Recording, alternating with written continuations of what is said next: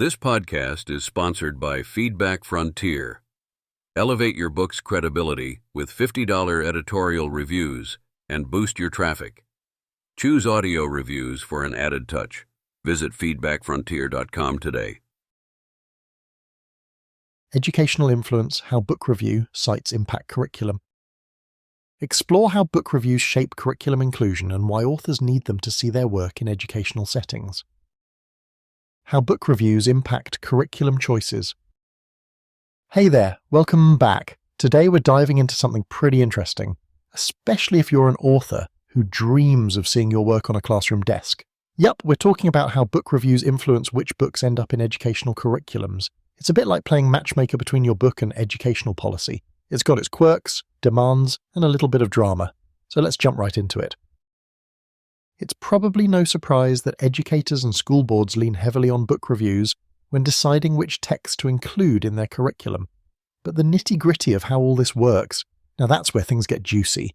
A well-placed positive review can genuinely beef up your book's credibility, making it a top contender for academic consideration. Here's the scoop. School boards often need to justify their choices with well-documented reviews to show that a book offers educational value. Feedback from trusted book review sites can substantiate the book's relevancy and suitability for certain grades and subjects. Educators don't just want to know if a story is entertaining, they need details on the themes, the language used, and what students might learn, and that's where book reviews come into play. The next big thing is how influential these reviews can be when they're cast in the spotlight by book review services or book review blogs. These platforms provide a space where detailed critiques and praises work their way into the decision-making matrix of teachers and administrators. They look for mentions of pedagogical value, discussions around complex themes, or innovative language use that a book review highlights. But how does one get their book reviewed in the first place, and especially in a way that's attractive to educators? That's where strategic book review submission comes in handy. Submitting your book to notable review sites or acclaimed blogs like Feedback Frontier can certainly set you on the right path. One thumbs up from them, and suddenly your book might be on a committee's radar, all vetted and endorsed by professionals. And let's not forget about free book reviews. While they may not always pack the same punch as reviews from established outlets, they still add up in your favour. Think of them as another layer of credibility. Every little bit helps in tipping the scales towards curriculum inclusion.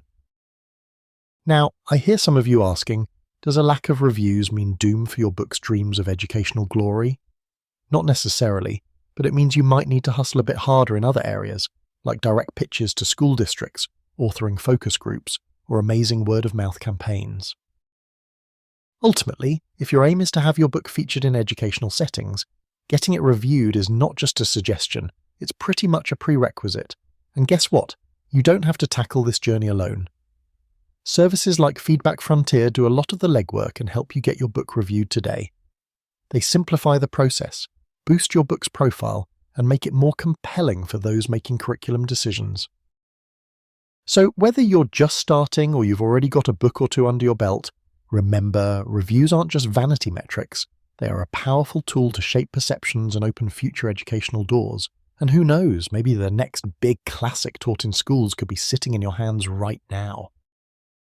Until next time, keep writing and keep dreaming big.